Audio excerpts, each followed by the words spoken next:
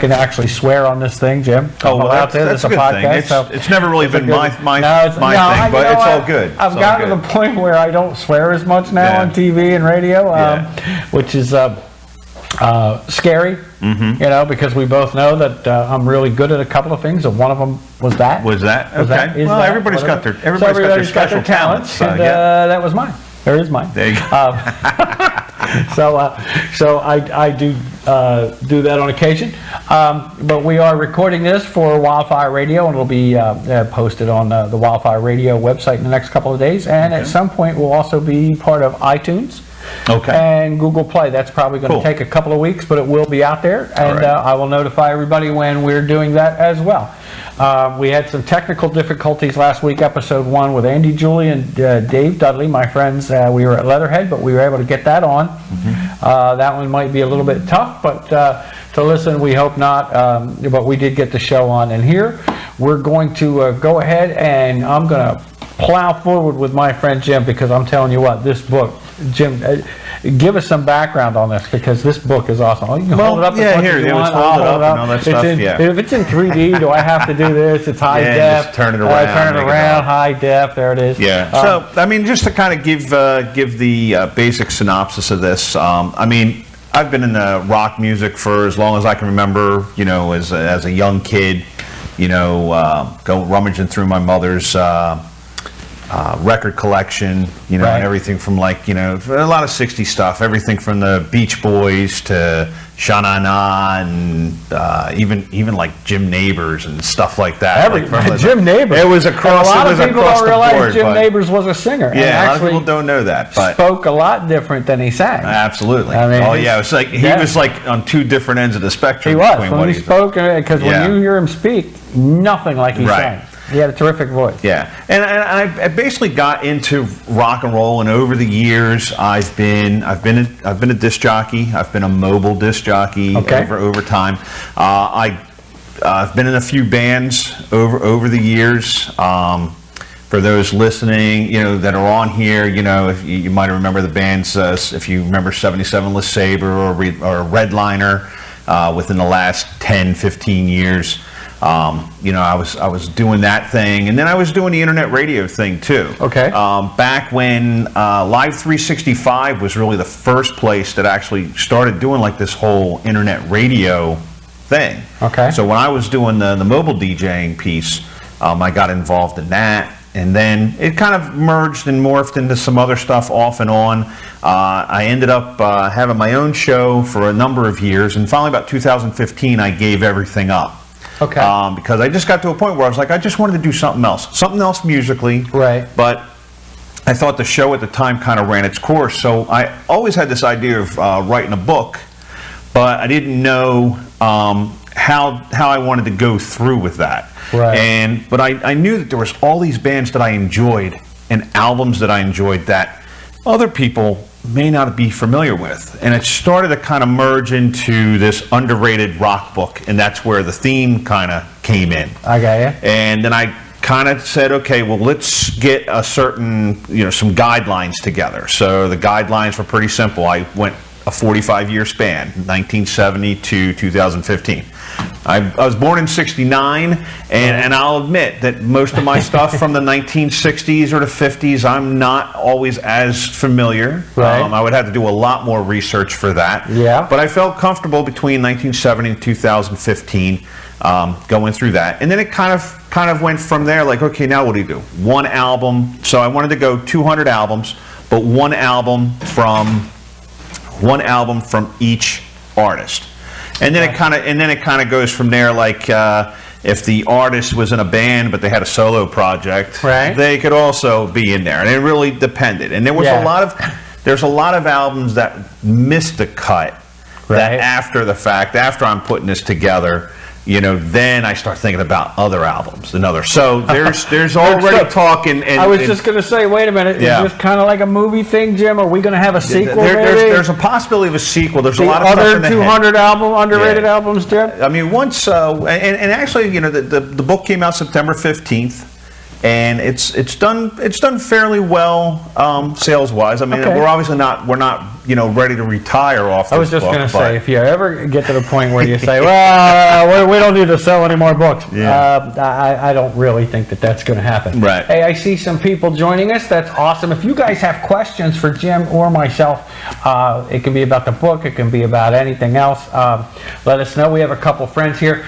Brian Clowder. Brian's the guy, the gentleman who helped me with the logo for this podcast. Oh, nice. He drew up the logo. And I'll tell you what, Brian, everybody loves the darn thing. They go, great idea. So between the two of us, it was great working with you. And here's the great thing about technology, Jim, that we didn't have this back when we were in college. Yep. Brian and I don't think have officially even shaken hands and met yet.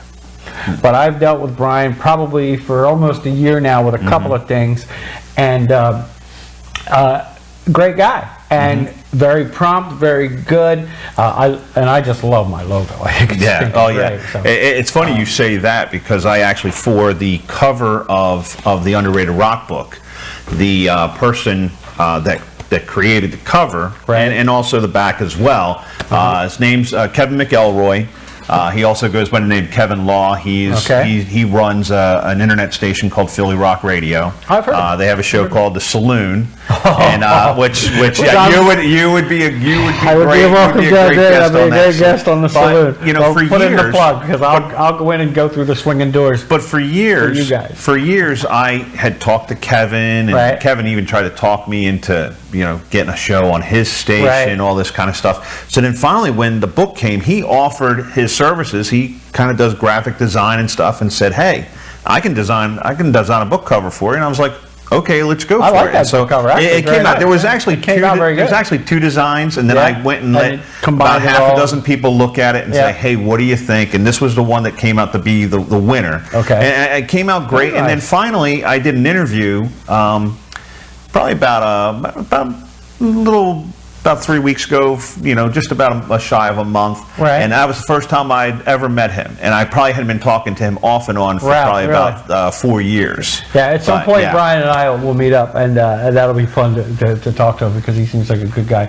Love you too, brother. You did a hell of a job. You really did. I love this logo. I had somebody go, well, maybe you could do this, maybe you could do that. You know what? I love the freaking thing. It looks like I'm in front of the Parkway Rest Stops, Johns. And that's exactly what I was going for. That's exactly the greatest idea I ever had. So thanks, Brian. I appreciate, actually, it was partially Brian's idea, because I had a different idea at first, but I like this one. This one's even better. Lauren DeWoody, who helps out here at the station. Lauren, thank you for joining. Remember, you guys, if you have a question, you want to talk to us about anything between the book, which is the Underrated Rock book, the 200 most overlooked. Yep. The 200 most overlooked albums, 1970 to 2015. And I've read part of the book. I haven't had a chance to finish it. But I'm going to take the chance, because I'll tell you what, it's really neat. And what's really good is it's an interactive book, Jim. Let me talk about a couple people that are watching us right now, which is cool. One of them, you got to know.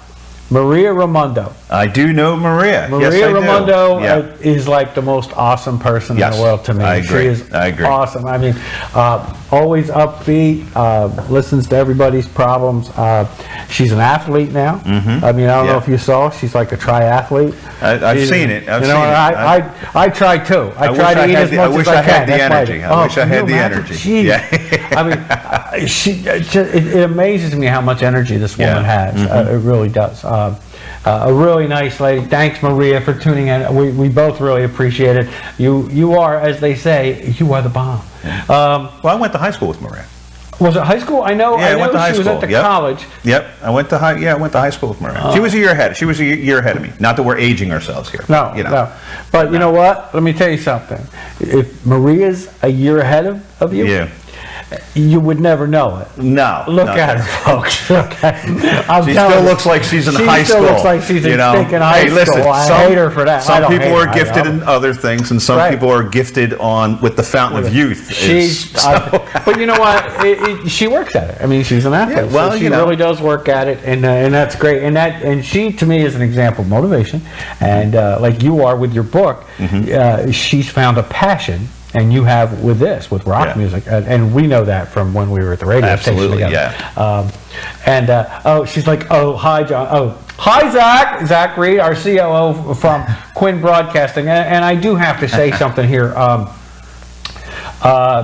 Quinn Broadcasting, who I've been working with and for in some capacity, I guess, the last few months, has really been good to me. And Zach's one of the guys that has been. And I need to thank them, especially for tonight, letting me use their facilities tonight. And actually, I got to go back and figure out how to turn everything off. But they left me instructions.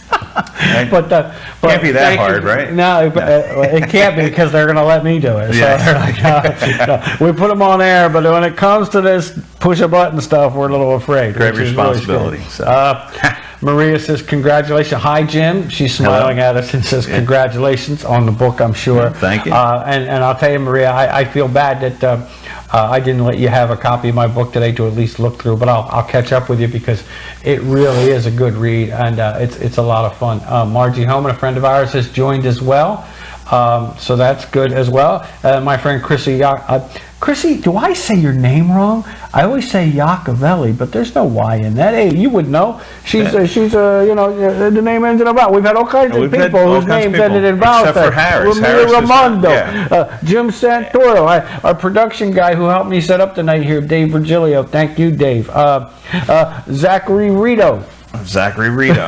If you want to throw an O, and listen, I'm throwing an O on the end of Zach's name. You can throw in I'll throw everybody in the Python pot except me. And you'll be good to go. One of my best friends, Andy Julia, might be listening. I don't know if he is, but he was on our first show. So there's another So I should probably name this, the Paisans Public John at some point. At some point, if you keep going this way, you might be onto a certain market. See, no why. So it's Icavelli, right, Chrissy? Icavelli. There you go. Chrissy's another person who has some challenges and deals with them head on, and is a motivated person, and I marvel at that woman's perseverance. And there's the story, and I'm not going to go into that because that's her personal stuff, but I marvel at her perseverance and how much she gets done, and with the challenges she has. And oh my gosh, look, I'm looking at my feed, and look at that. I didn't obviously subscribe to the Dollar Shave Club today, so I should have, I guess so. It says here, my feed is failing to reconnect, but we're still on Icavelli, so I said it right. And you know what? You told me there was a way to say Icavelli, and you told me why, and I totally forgot.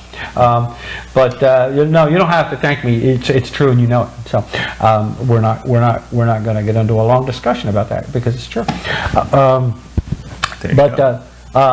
Some of these people that we have, that I know and that you know, we just marvel at how much they persevere and how much they're motivated. Yeah. So motivation is the key. It really is. You got speaking of motivation, what motivated you to write this book, Jim Santora? Well, that's called a segue into business. It's a transition, isn't it? I'll tell you the one thing. I mean, outside of all the other stuff that I've done, right. I was always drawn into bands that always seem to be under the radar, or so right. So you have like these, for every Led Zeppelin and Pink Floyd and right. Motley Crue and then Cheap Trick, you had all those bands. Then you have a second tier, right? Or you have popular bands like in the book, like Aerosmith, right? Or right. even a Led Zeppelin has, there's that one album that doesn't quite get. Look at this. Somebody here wants his autograph, folks. Hold on, we'll get to that. So. Make it out to John's Best Balls. John's Best Balls. I don't really write that much, but if you want me to do that, there we go. Ahead. Actually, right about now, you can. There we go. Pretty soon, it's probably going to be John's only ball. I'm going to print that part just so you can. Now, if I still was married, that would be a different scenario. Right. But I have an ex-wife, folks. A couple of them out there flying around somewhere. Hi, Mom. That's Zach Reed. He is the COO of Quinn Broadcasting. Right. We want to thank Zach for all his assistance and all his help tonight, letting us use facilities and helping me set up and stuff like that. And Zach's brief appearance was brought to you by Monster. Monster Energy Drink brought you Zach Reed real quick. So thanks, Zach. Maria says, Jim, in your research, what band did you find most interesting and why? Oh, that's a great question. That is a really good awesome question. It's actually two questions in one, and doggone it, it's a fine question. There were, it's interesting because there were a lot of bands, because it wasn't just, and I always tell people when they ask this question, the first 100 albums that I put together on here were the easiest ones. And then after that, it was like part of my collection where I'm kind of digging through stuff. And then the rest was all research. And so there were plenty of bands that people submitted to me, and gave me some suggestions. Check this album, and then I'd listen to it. I wouldn't find anything.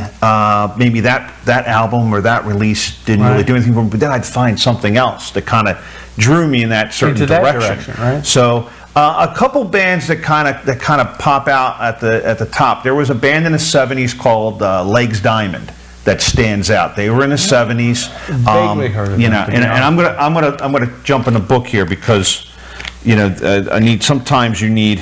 It's a great reference. One, it's a great reference. It's a great book, but it's another.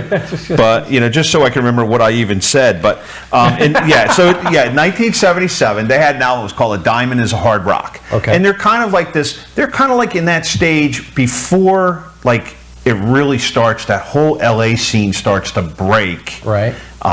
There's these bands in the '70s, and Legs Diamond was in that mix.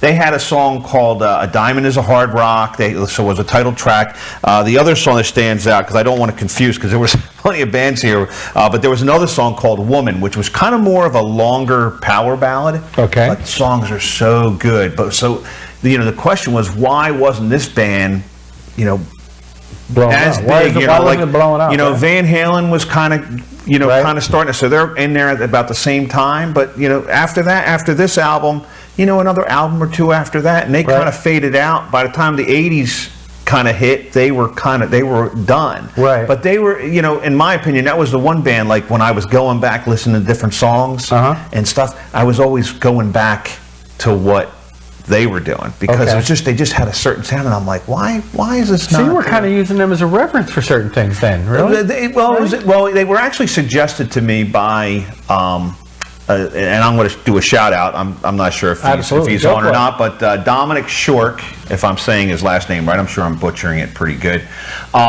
I butchered Chrissy. I butchered a fan's name, a girl who I really liked, and I butchered her name. As long as we apologize ahead of time. I think that's what's important, folks. So, we are truly sorry. So Dominic, when I had my band Redliner, and we were going around and doing shows all over New Jersey. He was from North Jersey. He came to a bunch of shows. Used to go as far as helping us with the merch table, doing all that stuff. He jumped in there, huh? So when I was looking for suggestions in the book, he would provide me with like a list, and he would give me like a dozen albums. Wow. This is a person now in his house. He has a room. In his house? In his house. He's got a room. It is wall-to-wall CDs. He's always told me, if you ever want to come over and check out some stuff, right? And if you want to, not that we should burn MP3s off anybody and all that stuff. But LimeWire forever. That's way go. LimeWire forever, But he has all this music at his disposal, and all the classic rock, hard rock, you name it. So he was giving me suggestions, and that's where I was finding all of this stuff. And actually, I don't know if you had actually seen some of the pictures that came up on my Underrated Rock Book page. Yes, I did. Where Corey Glover from Living Color was holding, and Don Jameson, they were holding. Dominic... Now, see, I loved Living Color. I really did. Living Color. And not just the one album. I mean, the one album's got the two or three songs on it. Right. I love Living Color. Yeah. I think they are just... They were, instrumentally, they were great. Vocally, they were great. But they just, to me, after the first album, they just didn't get the exposure. And to me, it was exposure because I thought the music was great. And it was interesting. Like and they were another band that with their first album. And I mean, and really, when we were in college, when we were doing the college radio thing, that's where we first heard them. Yeah. Because we first heard them there. Cult of Personality hadn't even broken out. It was a college. It was like a big song in college. We should take credit for playing that. Because we played the heck, not just us, but a lot of college DJs and a lot of college radio stations really played that. And to me, that's probably when it took off. And that was really, I mean, played heavy on college charts Right. for months Yes. before it broke. Before it kicked and then into it broke, mainstream. and then it was just big. went nuts. But then they had the second album, Time's Up. Yes. I think Time's Up. I think it's And Time's that's really, I never really listened to that. I knew that they won a Grammy Right. for it, but We actually got that at WACC. That's where I heard it. that's what you see. That's Now, where I heard had never really, a couple songs, what was it, like Love Rears Its Right. Ugly Head or something Love was on Rears there. Its Head, yeah. So my wife Jennifer, who I'm not sure if she's listening, but if she is, hello, love you, babe. And if you're not, he And still if you're loves not, you, I right? still love you. That's right. Get You know, that out even there. if you're not Either, listening. no matter what. But I was rummaging, I was even rummaging through her CD collection. Okay. And her musical taste are a little bit different than mine, but it was still some good reference stuff. Right. That kind of sit there and go like, man, some of this stuff, and Living Color, Right. Time's Up was one of the albums that was in there. Okay. And I was listening to it, and I was like, man, this is really good. Yeah. But my pick in here was the album Stain, which Okay. was the third album. Right. And that kind of got Another more, good- they still had the elements of what they were doing, but they went a little bit heavier, a little bit darker, Right. and some of the subject matter was a little bit Which is darker. strange because even Cult of Personality is kind of dark. So if you can go Yeah. darker than that. Yeah, they you were know, kind of, they yeah, were- they kind of were went, and they getting kind of it. went more, a lot of bands during that time kind of had that grunge thing, everybody's Right. drop tuning their music. They kind of did the same thing, Okay. but they kind of still, it was still Living Color, because Corey Glover, Right. Corey Glover is an amazing vocalist, Oh my and Vernon God. Reid on the guitar, Yeah. there's no, Yeah, they there's were no great argument. combination. He is an underrated guitarist in his own right. Yes. But that's an album that's in here. Mm-hmm. But yeah, they're a phenomenal band. But it was very cool going back to this story with this guy Dominic. Right. He went up to this Ride for Dime event, which is it's a Dimebag Darrell. They kind of have like they have all these bands, and there's Right. guys with motorcycles and stuff. They all Yeah. come and hang out and stuff. And they had like a silent auction. Okay. And at the silent auction, they had the underrated rock book there. Oh, as really? And Nice. it was funny because there was a picture. It was the underrated rock book, and then behind it, all you saw were the necks, Right. but they were two Daryl Abbott guitars. No way. And one, I think, had like some sort of Pantera kind of Okay, logo on it yeah. and stuff. And I was like, man, I wish they would have Oh, rose just those raise them up. up. That would have been That been a right great over photo. top of your book, that would have been But great. then Oh. and what happened, and I'll tell you the other story. I was at the Collingswood Book Festival Okay. on October 6th. Right. And it was a great day. We met a lot of people. We sold a lot of books. I did a lot of autograph signing for people that already had books. Right. Dominic comes down. He wants to buy a book. And I said, yeah, okay. And then he's asked me how much. And I give him a price. And he goes, well, how much for 10? I was like, you want to buy 10 books? And he's Yeah. like, yeah, I want to give them away. Well, then he said, well, I'm going to go to this Ride for Dime event. Right. And I'm going to, he says, Corey Glover's going to be there. He goes, I want to get Corey Oh. Glover. I said, well, Living Color's in the book. By all Yeah, means, yeah. give him a copy. Give him a copy, He yeah. says, Don Jameson's going to be there too. And I'm like, Don Jameson? I'm like, yeah, he does a lot of stuff with like the hard Tell rock folks where metal he's stuff. He's from That What? Metal Show, or Okay. formerly That Metal Show, because it Formerly. doesn't exist It anymore. doesn't, But he no. actually does, in North Jersey, he does a lot of shows where he is like the, I don't know if he's the promoter or if sometimes he'll go on and he'll do his own little comedy stuff. Right. But he'll have all these different bands play. Nice. So Don Jameson got a copy. So it was really cool to see those pictures come back Right. of these guys holding the book, which is cool. Oh, that's neat. And the one cool thing about the book itself is when I was reaching out to different artists, because one of the things I was trying to do was trying to get pictures of different artists Right. that were going to be in the book, and of course I got most artists ignored Right. emails. Oh, no, yeah, But then absolutely. there were some that tried to see what they could find, and the ones that did send stuff, there were so many of them that were really into it. Like, wow, that's great. Thanks for putting us in your book and stuff, Oh, yeah. And I mean, most of them were kind of these second tier bands like, well, I'm wearing one of the shirts now, Driving and Crying, which has always been one of my favorite bands. I just thought it was a road trade thing. Yeah, well, sometimes. On my way here, I was crying. Oh, am I going to get here? But I remember I was talking to their PR person that does all their stuff, and she Right. was like the guys are really excited to be a part of the book, and Right. there was this band Magna Pop, which was two lead people. It's a female singer, Linda Hopper, and Ruthie Morris, who's a guitar player. Right. I was actually speaking to Ruthie Morris directly in emails, and said, hey, can we get a picture? They gave me a picture. She was really cool and excited about it and stuff, and nice. And there was so many other different bands that were like very cool that they were going to be in this book, right? And that was the kind of thing that kind of look at me like, there's bands that are so appreciative of that, because they put. And I know, being a musician myself and being a vocalist in a couple bands and stuff too, you pour all this energy into writing songs and performing, and the same thing being a comedian. You pour all this stuff into it. You're very appreciative of the things where somebody gives you praise or recognizes you. And some of these bands are, they've kind of been out of the scene for a lot of time, 20, 25, 30 years. They might still be playing, one-off shows, or they're not playing, but they're appreciative when they are getting recognized, and they see that, and it's like it's very cool. And then they'll do whatever, like a couple bands posted things on their social media sites and their websites to sit there and say, hey, we're in this underrated rock book, check it out, and stuff. So very cool. Margie Holman's watching. Thanks, Margie. Margie's a regular listener and viewer of Quinn Broadcasting stuff I'm on, and she actually came out last week to Leatherhead Comedy Club when we did the first one, so that was nice. Thanks, Margie. And Deanna Glenn, who is a friend of ours from Quinn Broadcasting as well.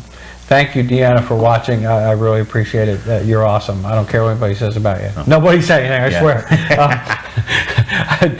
I have that. It's well, what they say? Oh, jeez, I feel that.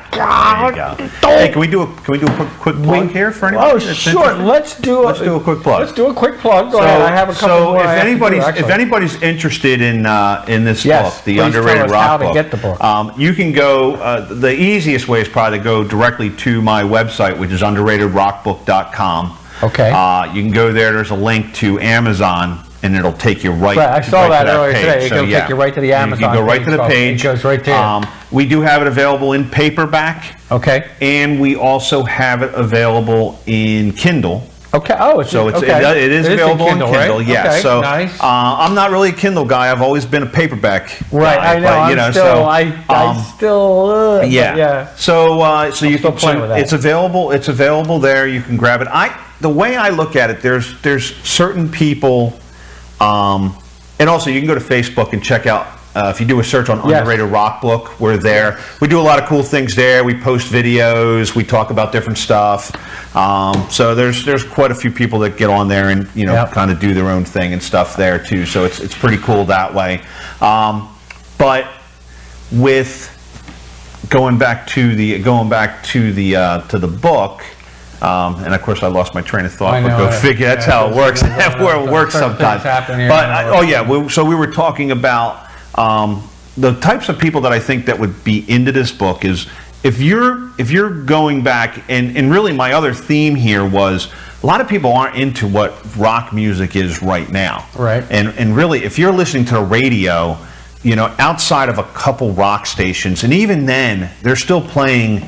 They're basically classic rock stations, right? And there's a small piece of them that are playing newer music, and you know what I mean. So it's not when you think like a station that would be playing all like newer artists, right? Those days are kind of gone. And I think a lot of it's because people are on the internet. They're on Spotify. They're on YouTube. Right. They're checking out all these different videos. And the other thing is though. The music that's popular right now, which is all this like pop and hip hop and stuff, it's so easy to produce, right? That they can go in and just most of it you can do stuff on a computer and recreate stuff. Right. The days of actually having a band go into a studio, that was the kind of the difference. Even the difference, like when you looked at some hip hop bands, and I like plenty of hip hop bands back in the day, like Run DMC, Public Enemy, all that stuff. But when you actually saw those bands, they had elements of rock in them. Right. Run DMC was like the first one that really kind of had a lot of elements of, rock music, and then the Beastie Boys as well, and Public Enemy.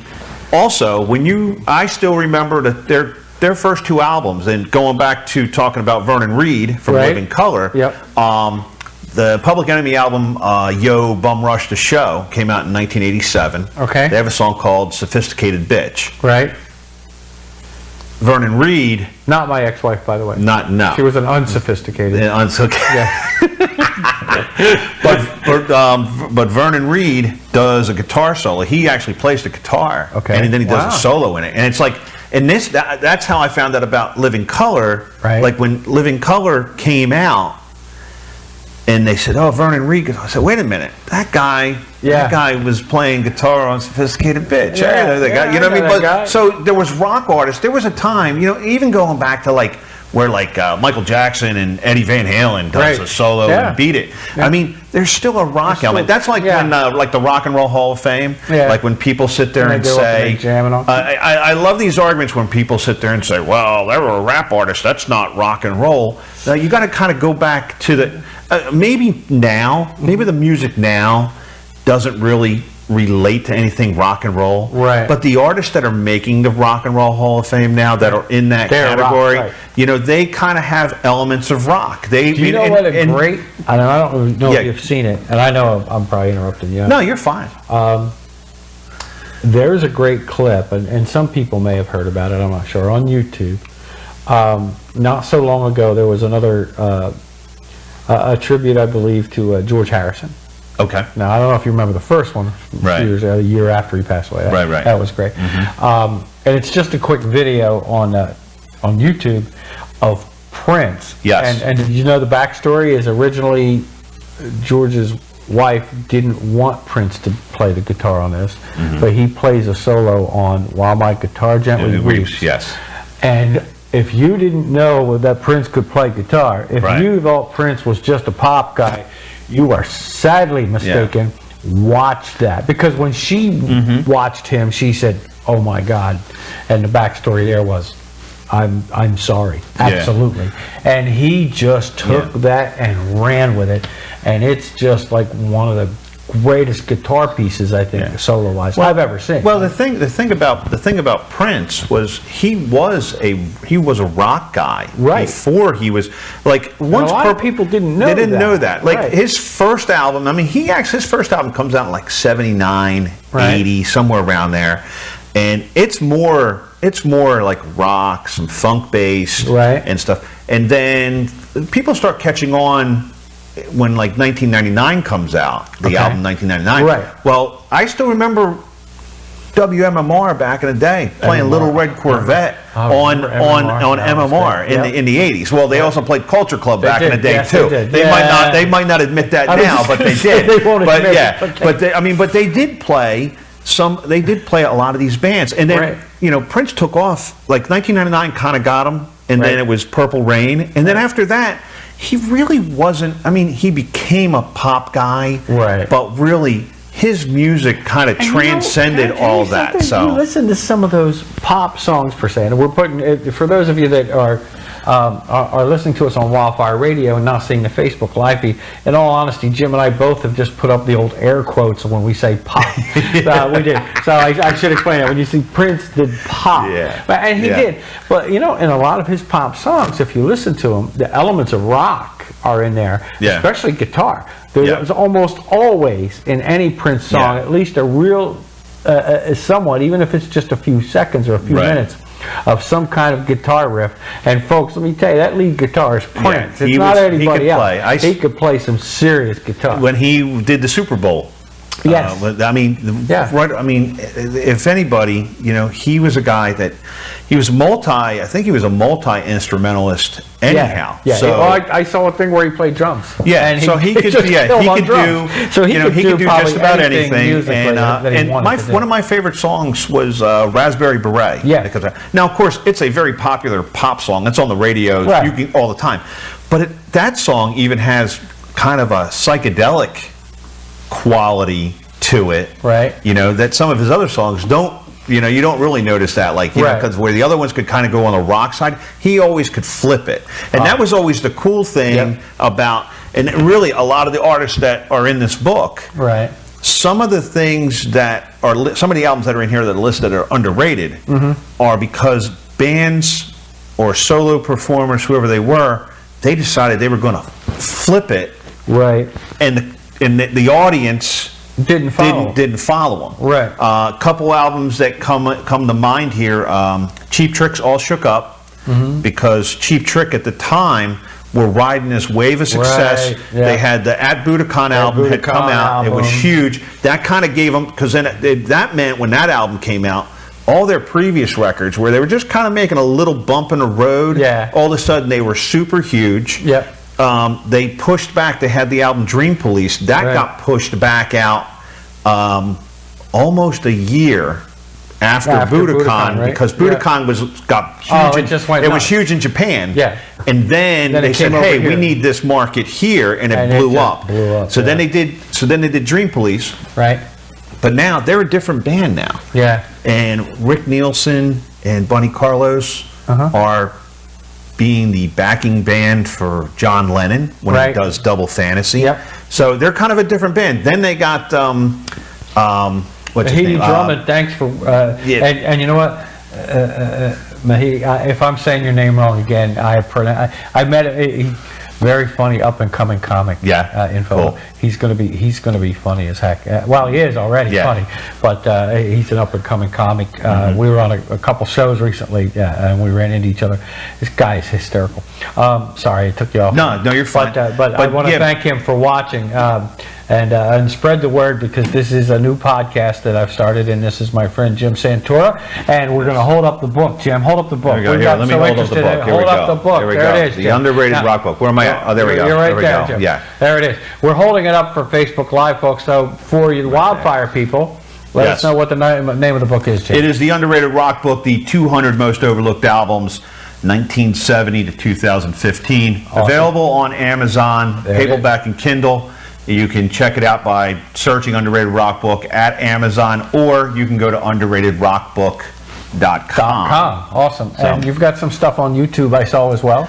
Yes, I actually have a playlist. I try to do as much work for people as possible.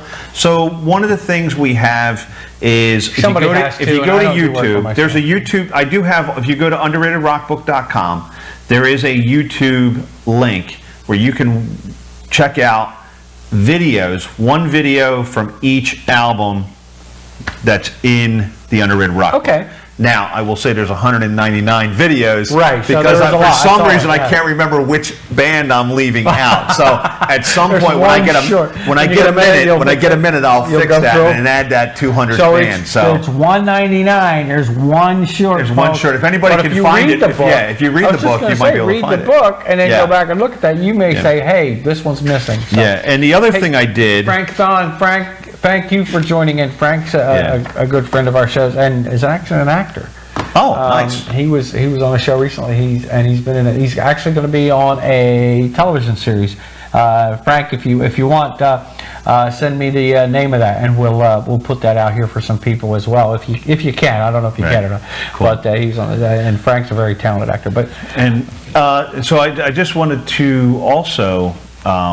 I lost my thought again. Oh, that was my fault. I took the train off the track. You're fine. Oh, I know what it was. With the songs, what I also did in the back of the book, I listed a song from each album. You saw that. I did see that. Because I do that work for everybody too. What a guy. Because if you want to look, you could go to Spotify, you could go to YouTube. I mean, there's a few albums in here that are like out of print and they're hard to find. I'll give you an example. There's a band called The Bags that's in here, and see, there's another ex-wife joke just waiting there. What, The Bags? Yeah, the hits just keep coming. The hits just keep on coming, folks. But they had an album in the late '80s. It was called Rockstarve, and great album. I picked that up in the WACC days. Okay. And then what happened is they never really materialized into something else. I mean, they were kind of in that where if they kind of had an opportunity, they could have been like on that riding that wave with Nirvana if they would have kept going. They had a really great sound, not necessarily metal, but definitely closer to the grunge kind of sound. But they were from New England, so they were kind of like in that scene somewhere around like Dinosaur Jr. and stuff like that, Lemonheads and all these 90s bands that were, that kind of came out. Gotcha. But now you go to trying to think what site I saw it on. Probably was Amazon. You do a search on Rockstar for the bags. They're selling the album. People are selling the album for like $200+ if you want a copy of it. I don't even think I think it's a used record too. Wow. It's like it's interesting to see certain albums that all of a sudden they just disappear, but there's people that love it, and then you go and it's like it's $200. The other album that also was in the book, but has since been picked up a couple years ago and got re-released, was an album from a band called Game Theory, called Lolita Nation. Came out in '87, and it was a double album. And it was big on the college charts. Another one, it was big on the college charts, but really didn't do anything past that. And then the album went out of print, and then you go do search on it, and I mean, people were looking for $200, $250 for an album, and it's a double album, so and then a couple years ago, there was I can't remember what the name of the label was, but they started re-releasing all of this Game Theory material. So like all the Game Theory albums all of a sudden got re-released. So for those people that are trying to sell it for $200 now, they can forget about it. Yeah, forget it. It's out there, right? Forget it. Forget about it. So I am with Jim Santora. He wrote the Underrated Rock book, the 200 most overlooked albums from 1970 to 2015. Let's put it here. We're actually getting a couple video feeds. So there's one. There you go. Woo, 3D. And there it is again. If you're actually watching, there's always one. Put your 3D goggles on. Put my 3D, yes. It's not Joel's, but put your 3D goggles on in 3D. Got to mention a couple of things. First, we want to thank Quinn Broadcasting. Our opinions are ours because this is the Public John podcast on wildfireradio.com. Also, you may be listening by the time you do to us on iTunes or on Google Play as well. We're also again on Facebook Live. We're also right now on YouTube streaming. We want to thank Quinn for that as well. On the Quinn Broadcasting channel. So we thank them for that. We've got probably about 15 or 20 minutes left, but I did want to mention that our opinions, of course, especially, and Quinn wants to make it very clear that my opinion, anything that I say, definitely your is opinion. definitely on my own. Yes. Okay, anything I say, Quinn's like, no way. So look, we're letting him use the building because he's going to mop the floor when he's done. Other than that, no, we can't have John. Yes. John's opinions are John's opinions. John's facts are John's opinions. There you go. Now we got that cleared away. Now we got that all cleared away. Jim's opinions, in fact, Jim's facts are actually facts. My facts, I do look at the Google and all that before I'll say anything. Even my ex-wife facts are Googled. Really? So when I say something about that, I've Googled it and made sure. Oh, make sure. Like the uncultured, unsophisticated. Was she? Boom. No. So I have verified all these things. Very good. Very good.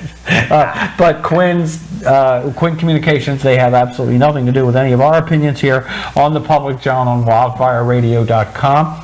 And I don't know if you've listened to anything else on wildfireradio.com, but I'll tell you what, it's a great station, and it's got a variety of everything from sports to rap to rock to whatever you want. You can find it on there. And I actually listened to some programs. Well, the Idiots used to have a show on there. Used to be on there. And I was actually on the Idiots show with Andy and company. And crew, right? Yeah, I knew Anthony. I mean, Andy and I go back from high school, so and Larry, the intern, Schmo the intern. You were with that crew, huh? Yeah, I was in that crew. So man. my dad, and Schmo's dad. They were in the same class together, so they were in high school together, and Schmo was a year behind me. Schmo and I actually were in a band with another guy, John Wiesner. This is back in like high school, and it was like, and I played bass, not not well at all. It was bad. Yeah. And John Wiesner, he went by the name of JT Rage. And Okay. he played the drum. He played the drums, then he played guitar. And we were really this band that had a drummer, a bass player, and we had a keyboard. And all we did was just every once in a while, like and then Schmo. I sang. We all sang. It was like. But Schmo sang. Schmo sang, and actually, one of his songs. Did you ever hear? Did you know that? Oh no, Andy knows that. Andy knows that. Actually, I gave Andy a song. I gave Andy a clip of Schmo singing. There was a song. I remember. There was a song called Jack O' Lantern. Yes, it's just perfect for Halloween. I did hear about this. But yeah, this is Andy, Julie, if you're watching this Jack O' Lantern clip, I gotta hear or see. So I think I may have been there because I was a guest a few times on there, and they were really great to me, especially when I first started out. Andy had me on, and I got to go on there. And I think one of the shows I was there and they played it, and I think Andy had looked it up, and they played the audio clip. That's my bass riff. Actually. That was your bass riff. It's like one string. It's like we heard Schmo make an effort at vocals, and I was like. I thought originally when they did it that they were joking. I thought, Schmo went somewhere and somebody did this for the show. The keyboard, how this worked was, and then I felt like I was at a moment I was kind of like Geddy Lee from Rush, right? Because I'm playing the bass, and then we had this keyboard part, and all it was we had this. I forget the name. They called it a fuzzy clav or whatever it was. So we hit the button, we hit the key, right, and then we had a foot pedal. Okay. And I put my foot on the foot pedal. We hit the key, and that's the other part of the song. It's going through, and then I'm playing the bass. Yeah, the special effects. And I was like, that was my Geddy Lee moment. I was actually a multi-instrumentalist. Oh my God. Yeah, but and that song was brutally awful. So. Yes. But listen, we had fun. If you're not having fun, fun, and music's a great way to have some fun. Absolutely. It is. And we had it at the radio station. Radio stations back in air quotes again. Yeah. but you know what? We were able to play music and blast it and have some fun, and that's what mattered to us. I mean, and actually, if it wasn't for that time, that particular time, I don't know if I ever put this book together. Right. Because I don't get. That was an important time for me musically. Right. That was an important time because prior to that, my musical stuff, and I even then, even though we were listening in the 80s, hair bands were all big. Right. Yeah. But while all my friends are like Motley Crue and Rat and all the big names, I'm finding bands like Loudness from Japan. Right. And then what's the other band that comes off Zebra, which was more of a they were more kind of almost like a proggy type band. Yeah. But these were the kind of the bands that were like the lower level than what it was, right? And then all those things. And then so when I got to Atlanta Community College and they got the college station, like all of a sudden I'm finding I'm into and they were the albums we got, right? And that's what was right. Really but then I was in the punk rock. I got into punk rock because of that station. A lot of the modern rock. I always say when the '90s came, and all these bands, Chili Peppers, Soul Asylum, Soundgarden, Nirvana, REM was already kind of an established band. Trying to think who I wanted to say Pearl Jam, but not Pearl Jam, but Mother Love Bone. Oh, yes. Before they would be, then they became Pearl Jam. But all these different bands that got big in the 90s, and everybody's like, oh yeah, Nirvana, Soundgarden, wait a minute, I was listening to these bands in 1988, 89, 1990, when I finally graduated. I mean, these bands were already putting out, some of them, Soundgarden already had, not Soundgarden, Soundgarden already had 2 or 3 albums before they got big. Soul Asylum, same thing. I think they had 4 albums. They had stuff out. The Goo Goo Dolls is they kind of give a story in the book here. Right. The Goo Goo Dolls, everybody knows the Goo Goo Dolls as being as great, in the 90s, for the modern rock ballads. Yeah. Iris, Name, Black Balloon, they had all these big hits in the 90s and the early 2000s. They still were kind of carrying this torch.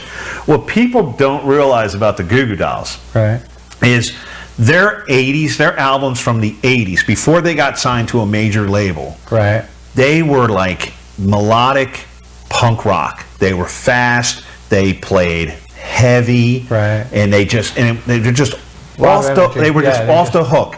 And in 1988, 89, I can't remember what dates because they all kind of running together, but they're in the book. There's an album called Jed, and if you don't get the book, seriously, if you don't get the book, what happens, Jim?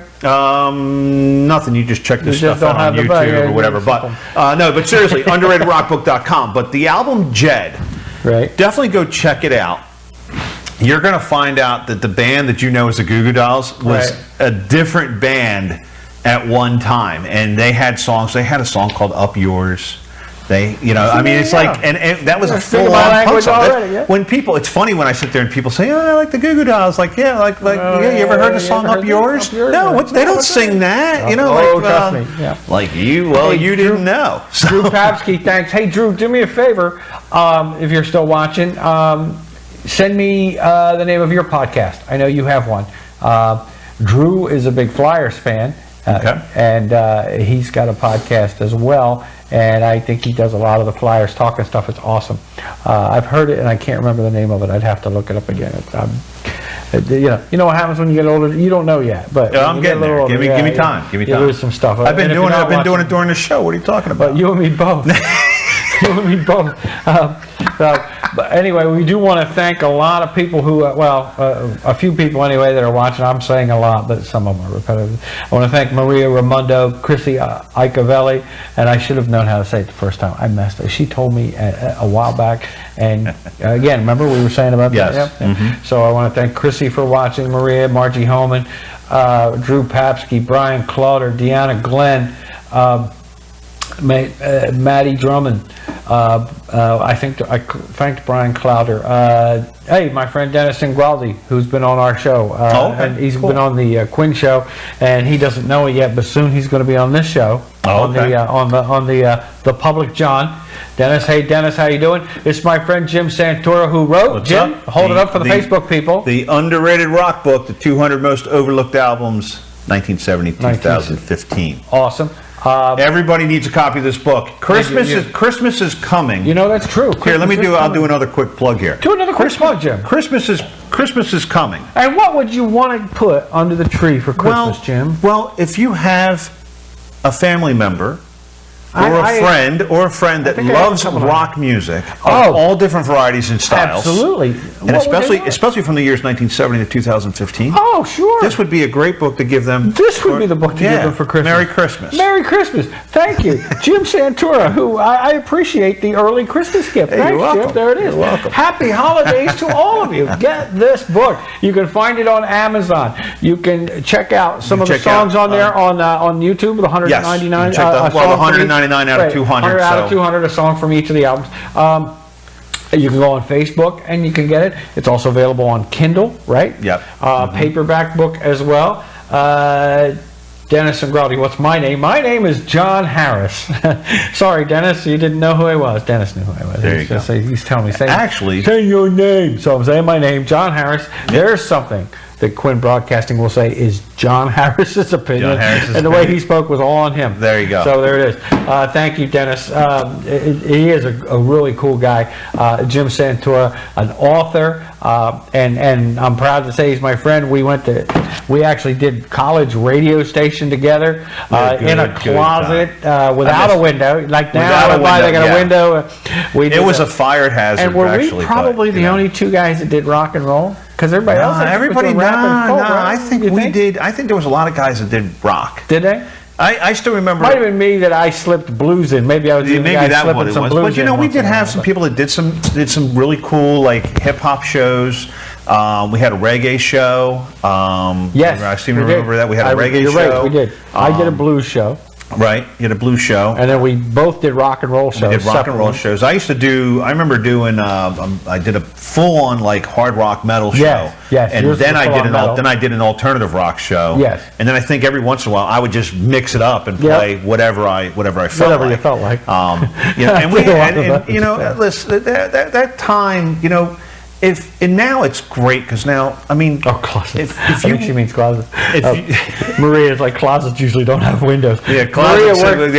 Maria worked at, and I had worked there after I graduated at Atlanta Community College at the time. There were only 2 C's. Yeah. Now there's 3. Yeah, there's 3. And, at the time. And she's right, closets don't usually have windows. Yeah. This thing was basically a closet. It was a closet. She's dead on there. It was a fire. It was a fire hazard. If a fire went in and those doors were closed, we were done. It was over. It was done. Unless you were wearing asbestos, you had no shot. And of course, now you can't wear asbestos; it's illegal. So and you really couldn't have more than 2 people in the room. Yeah. And we used to have sometimes a dozen people in there. You'd see a dozen people crammed in there like those old phone booth Volkswagen jokes, And you're like, if the fire marshal ever came by and saw more than 2 people, they would close the radio station. I mean, that was really once I got into Atlanta Community College, when I first went there, I didn't know what I wanted to do. And then once I actually got in that station, that's when I wanted to get involved more into the radio communications, which eventually, it took me 10 years, but I got my degree in communications journalism. Okay. Which, it's coming handy.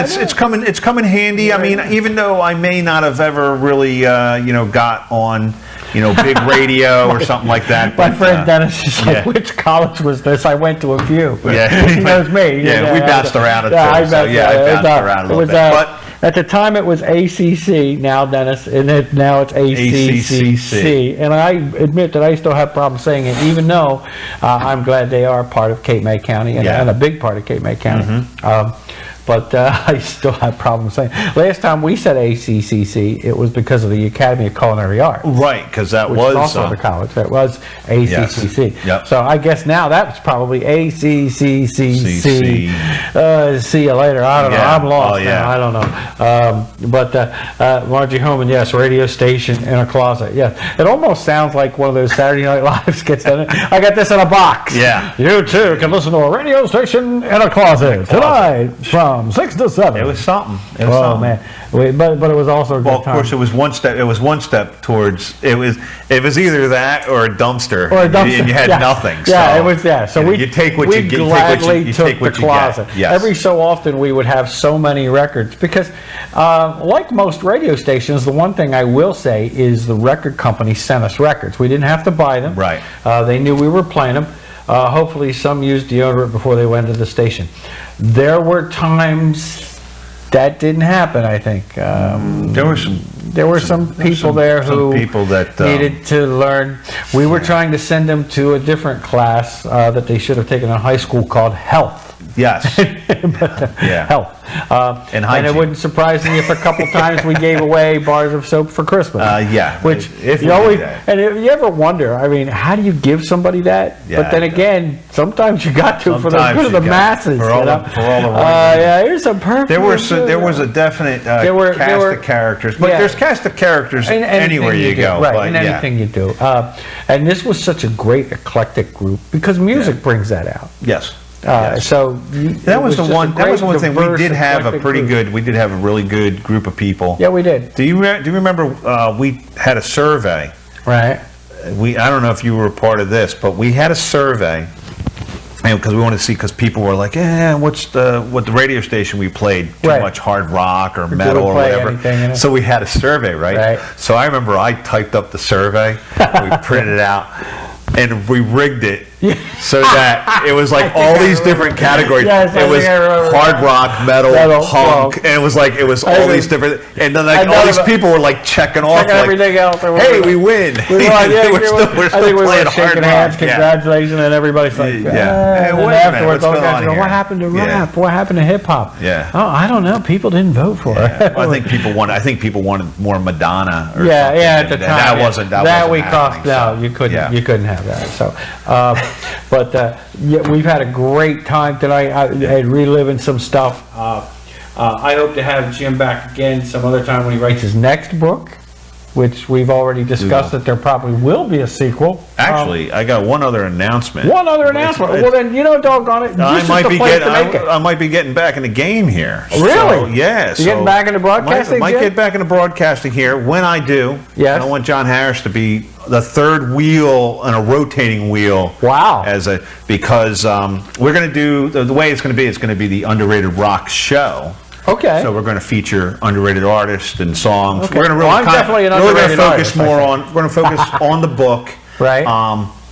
The way it's going to be set up, and we're going to have a little bit of humor mixed into it and stuff. Thank God, only a little bit. My wife Jennifer, me and her are going to kind of tag team on this. Okay. And then we're going to invite a third person into our mix. And I said if I was going to get back on, I wasn't going to do it by myself. Well, I always did it by myself, and I'm like, you know what? I want to kind of have a group to do it. And it's always good to have somebody to bounce stuff off of anyway. Right, and that's what the idea is going to be. So my we're podcast needs a theme song. Well, I'm going to tell you what. I'm going to talk to this guy right here about getting one, Dennis. You're right, actually. I'm working on the technical end on how to do that, but this is the guy I'm going to talk to about getting it, because you're absolutely right. I need a theme song. I have one for me personally. When I go outside, that old gag that I do have my own. We'll figure something out. I'll talk to Jim here and get a theme song. Thanks, Dennis, for the idea. Yeah, it's a great idea. I thought of it, but then it just goes away. But now, now that I put it on Jim's plate, he'll make me follow up on it. So that'll be good. Yeah, that's your job. We'll be on that. That's my job. So that's his job. He's got to do that. You're listening to The Public John on wildfireradio.com, on iTunes, on Google Play, on Facebook Live. Right now, we're also streaming on Quinn Broadcast Communications channel on YouTube. Maria, thank you. It was great to see you today. And thank you for watching. She says it's great watching both of you. Great. That's actually true, because we hadn't been together very often in the last few years. So for both of us to just... Well, I always saw pictures of the two of you guys with coffee and all that stuff. So I was like, man, when we see each other, and usually it's just lunch or a quick cup of coffee, like 9 out of 10 times, it's like we're two little kids. Yeah. It's like we would laugh at the stupidest things. I don't even have to tell jokes. I mean, it's like I'll look at something and point, and we both kind of sometimes know what I'm going to say, and we don't have to, or some face we make, or some quick remark. Yep. And it's not just me, it's her too. She's hysterical. Yeah. I think personally, but it's because she's so positive, and she just kills me. But it was great to see you today. The pictures with coffee. I mean, we even have trouble taking pictures of two of us with a cup of coffee. Listen, because selfies are, most people take awful selfies. Selfies are no joke. Yeah. I mean, I took a bunch of them. We looked and went, no. She has to take them. I can't. They're like gone. She has to take them. She's like, you can't. I can't believe you, Mr. IT, can't do this. And she's dead right. I can't. But half the time it's because I'm laughing too hard. Fun. It's like two teenagers. It's like two little kids getting together. We both got new bikes, so we're gonna go out and crash into each other. Maybe mom and dad will get us another bike. Probably not, but in my case, they're like, no. But Margie Homan says, great interview, guys. My friend Dennis says, nice job, guys. Thanks, Dennis. We appreciate it. We appreciate all you guys. Spread the word, because for two things, please, if you would, do me a favor, the Facebook page for the podcast, the Public John Facebook page. I can't get it out. The Public John on Facebook. Please look up the page, and that way it makes it easier for us, because I think there might be a couple little technical difficulties with the video, but I'm not sure. It looks like it's going out okay here, and that's because I want to thank Quinn Broadcasting for letting us use their facilities tonight. Zach Reed, Dave Virgilio helped me set it up tonight. We want to thank those guys, and they taught me how to shut it down. So that's what I got to do. You got a high quality presentation. High quality H2O. Yeah. There's no guarantee that's going to happen next week. No, because I don't know where I'll be. The first one wasn't high quality. I think this one is. Like I said, right now we're on YouTube's Quinn Broadcasting channel. Please check out Quinn Broadcasting. They work with the community. They're working with me tonight, which was really great of them. Thank you. I'm going to give a shout out to them for Off the Cuff tomorrow night with Jim Quinn out at the New Jersey Motor Sports Park. Remember, anything that I've said or done tonight that seems to not maybe fit the normal mode is on me. It's on thepublicjohn.com on Wildfire Radio. It has nothing to do with Quinn Broadcasting as far as my content. Jim's content was pretty safe, so they're probably pretty okay. safe. There you go. There it is. It's right here. There it is. You can't right go there. wrong. You can't go wrong when you plug your book. Underrated rock book. Underrated rock book. UnderatedRockBook.com. .com, right? You got a page. Or what? if you send me an email at contact or Jim, let's go Jim at underratedrockbook.com. Okay, Jim at underratedrockbook.com. Okay, contact me and we can talk about, if you're interested in the book, I will send you an autographed copy. We'll work out all the other details as far as, Oh, there you go. The price. The book sells for $13.99. Okay. But autograph rounds up to $14. If you send an email to Jim at underratedrockbook.com. Jim at underratedrockbook.com. But I'll say it right the minute there, Polly. $13. It'll end up being $13 and probably $5 shipping and handling, which is still cheaper. Is still cheaper than Amazon. Right. Oh, is it real? Yeah, by a couple bucks. By a couple bucks. Yeah. Okay. And actually, I made the mistake, because some people, I give the wrong amount for shipping and handling, and next thing you know, it's like that's how much it is. They're letting you know. That book's only going to Hamilton from Bridgeton. Bridgeton. It's like it's $6 or whatever. $6? What? But okay, it's all good. But yeah, if anybody's interested, but like I said, for Christmas is coming. Yes. Christmas is coming. And it's got one of the holiday festive covers in it already. It's got red in it. It does have some red in it. Some red. So we're halfway to the festive covers already. So we're good. But if you do get it, definitely appreciate it. So Dennis says, first he says I'm not upside down, which I was last week. Okay. The video from Facebook, we couldn't get around. I'm upside down, I'm sideways, Andy, Julie, and I. There we go. Just in case you guys missed it, Jim's going to relive last episode's thing, and we just had the book upside down for a second. So you're right, Dennis. Thanks. And Dennis wants to know if he gets a discount if he says he watched the show. If he gets, I'll tell you what. If you send an email to Jim at underratedrockbook.com. Jim at underratedbook.com. And here's what we'll do. What are we going to do, Jim? Not including the shipping and handling. We will sell the book for $10. Oh, instead of the $13.99? Instead of the $13.99. So, yes, so actually, Dennis, you are going to get a discount. That's a pretty good discount. So that's a pretty good discount. Now, plus the shipping and handling. Might be around $5, $4 or $5. But still, it's 15 instead of about 19 or 20. Yes. So, okay, so you're probably saving about 25% there, Dennis. Jim at underratedrockbook.com. Yep. Say that you watched the show tonight, and Jim will give you a copy of the book for $10 instead of its normal $13.99. You are still going to have to pay the shipping and handling. There's not much we can do about that, folks. And you get an autographed copy. And it's autographed too. I will autograph it. So yes, if I'm handling everything, I will autograph it. Wow. I don't have any autographed copies in Amazon. It's just a thing. So if you're going through Jim at underratedrockbook.com. There you go, Jim at underratedrockbook.com. And you'll get an autographed copy for $10. $13.99. And then the shipping and handling. And Dennis, cool. So you better get a book signed for Dennis and be ready to send it. Yeah, we'll be ready to do that. And